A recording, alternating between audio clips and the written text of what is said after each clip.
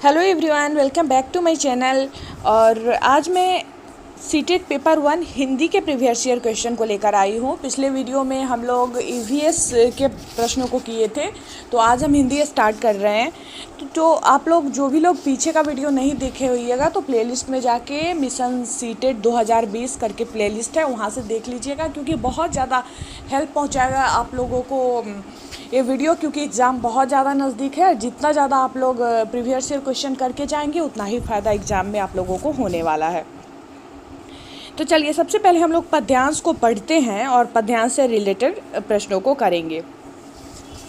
हवा चले अनुकूल तो नावें नौसिखिए भी खेलेते हैं, सहज डगल पर लंगरे भी चल बैसाखी से लेते हैं। मिट जाते जो दीप स्वयं रोशन कर लाखों चिराग को, नमन उन्हें है जो लौटा लाते गई बहारों को। फैलाकर के हाथ किसी के सम्मुख झुकना आशा है, बहती नदिया से पानी भी प्यास बुझाना आशा है। नित्य खोद कर नए कुएं जो सबकी प्यास बुझाते हैं, वही लोग हैं जो सदियों तक जग में पूजे जाते हैं। बहुत अच्छा पद है, इससे रिलेटेड क्वेश्चन है। कभी उन्हें नमन कर रहा है जो, पहला है दूसरों को प्रेरणा देकर मरते हैं, दूसरा है लाखों दीपक जलाते हैं, तीसरा है लहरों पर नाव चला लेते हैं, और चौथा है सरल मार्ग पर चलते हैं। तो हम लोग देखे हैं उस पद को, तो पद के अनुसार राइट आंसर क्या होगा? पद के अनुसार राइट आंसर होगा इसका ऑप्शन 1, जो दूसरों को प्रेरणा देकर मरते हैं। ठीक है, क्योंकि हम लोग देखे हैं कि हवा अगर अनुकूल चलती है तो जो नौसिखिए नया सीखा हुआ आदमी है वह भी नाव चला लेता है। अगर रास्ता सही हो तो जो मतलब विकलांग भी है, लांगरा भी है, वो भी बैसाखी से चल लेता है। लेकिन जग में नाम कौन कमाते हैं? जो इस तरह का कुछ कार्य करके जाते हैं, महान कार्य करके जाते हैं, दूसरों को प्रेरित करके जाते हैं, कुछ अच्छा करके जाते हैं, वही जग में नाम कमाते हैं।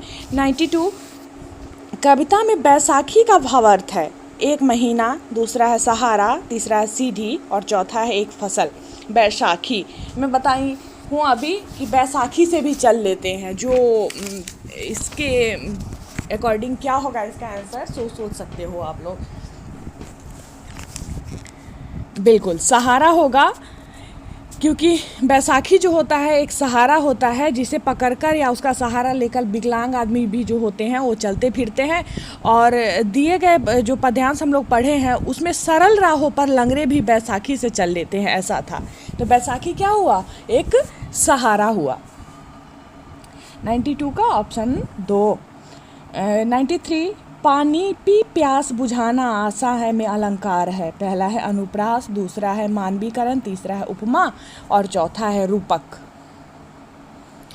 दिए गए वाक्य पानी पी प्यास बुझाना आशा है में अलंकार है, कौन सा अलंकार है? इसमें अनुप्रास अलंकार है।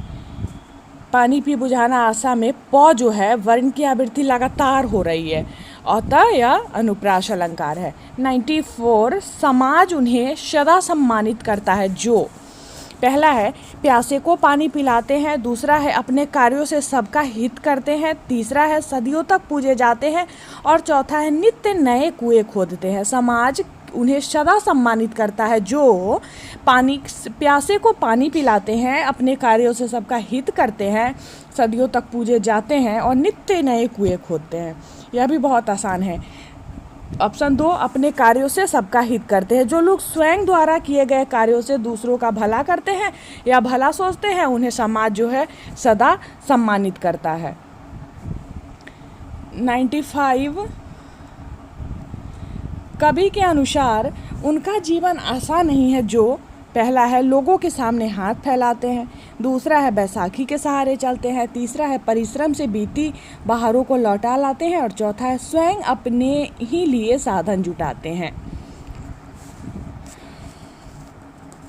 इसका बताइए राइट आंसर। यह भी बहुत आसान है, एकदम समझ में आ रहा है इसका आंसर क्या होगा। ऑप्शन 3 परिश्रम से बीती बहारों को भी लौटा लाते हैं।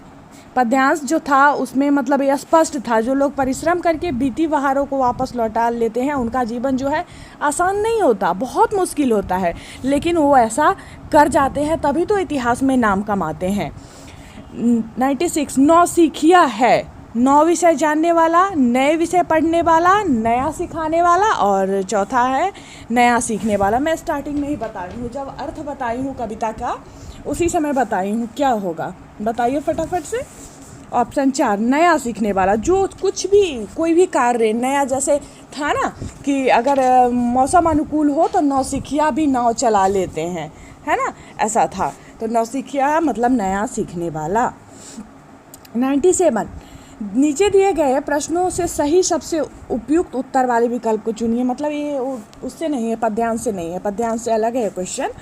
पूरी पाठचर्या में डैश में भाषा की भूमिका को अनदेखा नहीं किया जा सकता। पहला है मूल निर्माण, दूसरा है ज्ञान निर्माण, तीसरा है व्याकरण निर्माण और चौथा है आकलन निर्माण। इसका राइट आंसर होगा मूल्य निर्माण। पूरी पाठचर्या में मूल्य निर्माण में भाषा की भूमिका को अनदेखा नहीं किया जा सकता। 98 प्राथमिक कक्षाओं में भाषा शिक्षक होने के नाते अपनी सर्वाधिक महत्वपूर्ण भूमिका है। पहला है बच्चे की भाषाई क्षमता के विकास के लिए तरह तरह के अवसर जुटाना, दूसरा है बच्चों को वाद विवाद के लिए तैयार करना, तीसरा है विद्यार्थियों को सर्वाधिक अंक प्राप्त करने के लिए तैयार करना और चौथा है कक्षा में पाठ्य पुस्तक का अच्छी तरह से निर्वाह करना। इसका जो राइट आंसर है वो है ऑप्शन 1 बच्चे की भाषाई क्षमता के विकास के लिए तरह तरह के अवसर जुटाना।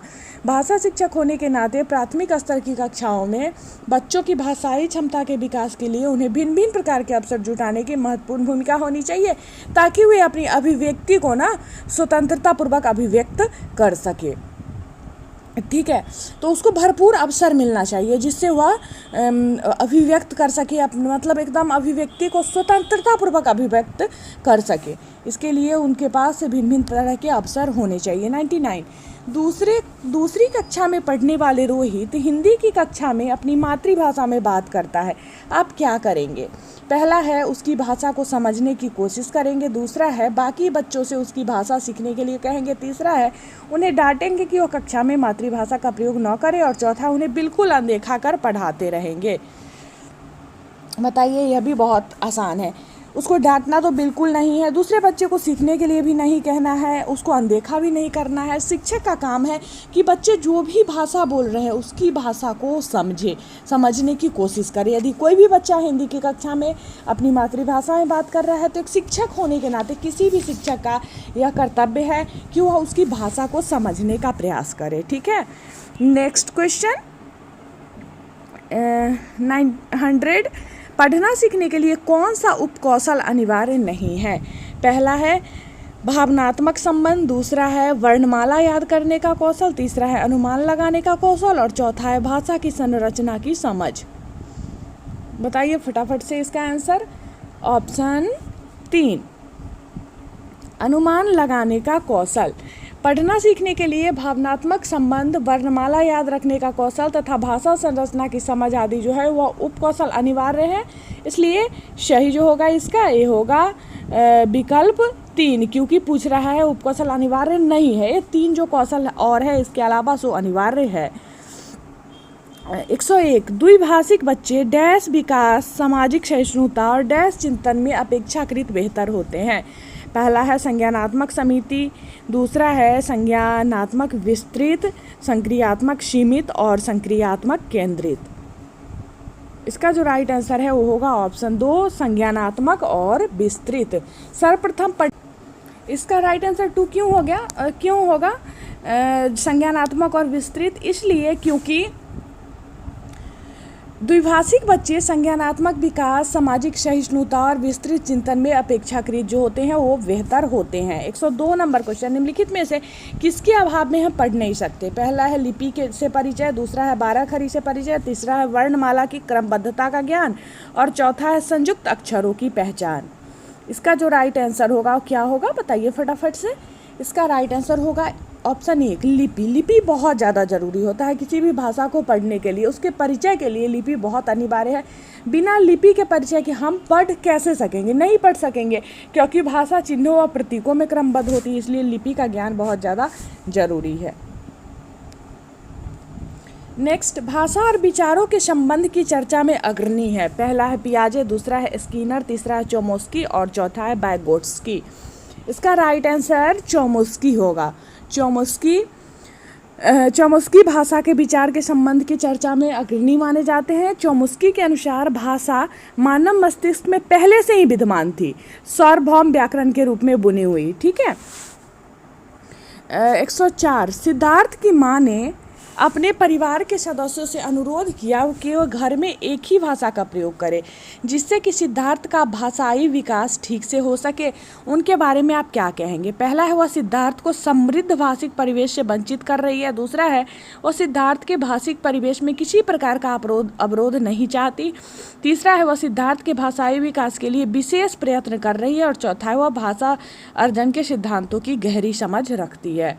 इसका राइट आंसर ऑप्शन 2, वह सिद्धार्थ के भाषिक परिवेश में किसी प्रकार का अवरोध नहीं चाहती है। सिद्धार्थ की माँ सिद्धार्थ के भाषिक परिवेश में किसी प्रकार का अवरोध नहीं चाहती है, क्योंकि परिवार द्वारा एक ही भाषा का प्रयोग करना सिद्धार्थ के भाषाई विकास में सहायक होगा। 105 प्राथमिक स्तर पर भाषा शिक्षण के संदर्भ में सर्वाधिक महत्वपूर्ण है कि बच्चा पहला है लिखी छपी सामग्री का अर्थ समझ सके। दूसरा है लिखी छपी सामग्री को बोल बोल कर पढ़ सके। तीसरा है अक्षरों को जोड़ जोड़ कर पढ़ सके। और चौथा है शब्दों को जोड़ जोड़ कर वाक्य पढ़ सके। इसका राइट आंसर है ऑप्शन 1, लिखी छपी सामग्री का अर्थ समझ सके। प्राथमिक स्तर पर भाषा शिक्षण संदर्भ में सर्वाधिक भूमिका है कि बच्चे जो लिखी छपी सामग्री है उसका अर्थ समझ सके। 106 नंबर क्वेश्चन, सामाजिक स्तर पर लेखन क्षमता के संदर्भ में सर्वाधिक महत्वपूर्ण है। पहला है वर्तनी, दूसरा है मौलिक विचार, तीसरा है श्रुतलेख और चौथा है सुलेख। इसका जो राइट आंसर है वो है ऑप्शन 3, श्रुतलेख। प्राथमिक स्तर पर लेखन क्षमता के संदर्भ में श्रुतलेख सर्वाधिक महत्वपूर्ण है। इस विधि में अध्यापक बोलता जाता है, छात्र सुनकर अभ्यास पुस्तिका या तख्ती पर लिखता जाता है। श्रुतलेख में महत्व लिखावट का नहीं होकर भाषा की शुद्धता का होता है। श्रुतलेख बहुत ज़्यादा मतलब बच्चे को वो करता है, लाभ पहुंचाता है, वो करवाना चाहिए बच्चों को। निम्नलिखित में से कौन सी गतिविधि श्रवण एवं वाचन कौशलों के विकास के लिए सर्वाधिक उपयुक्त होगी? पहला है रेडियो समाचार सुनना, दूसरा है कहानी सुनाकर उस पर बच्चों की प्रतिक्रिया जानना, तीसरा है हाव भाव के साथ कविता बुलवाना और चौथा है प्रश्नोत्तर सत्र आयोजित करना।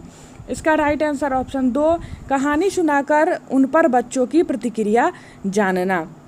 श्रवण एवं वाचन कौशल के विकास हेतु शिक्षक द्वारा बच्चों को कहानी सुनाकर उस पर उनकी प्रतिक्रिया को जानने का प्रयास करना चाहिए। कहानी सुनकर यदि बालक उस पर उचित प्रतिक्रिया देता है तो यह सिद्ध हो जाता है कि बालक ने कहानी को ध्यानपूर्वक सुना है। 108 वाणी डैश होती है और लिखित भाषा की तुलना में काफ़ी तेजी से बदलती रहती है। पहला है गौण, दूसरा है स्थिर, तीसरा है अस्थायी और चौथा है अस्थायी। बताइए इसका फटाक से आंसर। हाँ, इसका आंसर होगा ऑप्शन 3, अस्थायी। वाणी अस्थायी होती है और लिखित भाषा की तुलना में काफ़ी तेज़ी से बदलती रहती है। तो नेक्स्ट क्वेश्चन जो मतलब बाकी बच गया है ना क्वेश्चन, बाकी क्वेश्चन उसको हम लोग नेक्स्ट क्लास में करेंगे। तो जो भी लोग क्लास को कर रहे हैं अपने फ्रेंड्स के बीच शेयर भी करें, ताकि उन लोगों को भी फ़ायदा मिले। जो भी ग्रुप वगैरह होगा सीटेट से रिलेटेड, वहाँ थोड़ा सा शेयर कर दे क्लास को। हर रात 9 बजे ये क्लास आएगा ही आएगा और आता ही है। जो लोग रोज़ इसमें रहते हैं उनको पता होगा। तो मिलती हूँ फिर आप लोगों से नेक्स्ट क्लास में। तब तक के लिए बाय बाय, अपना ख्याल रखिएगा। फिर मिलती हूँ कल।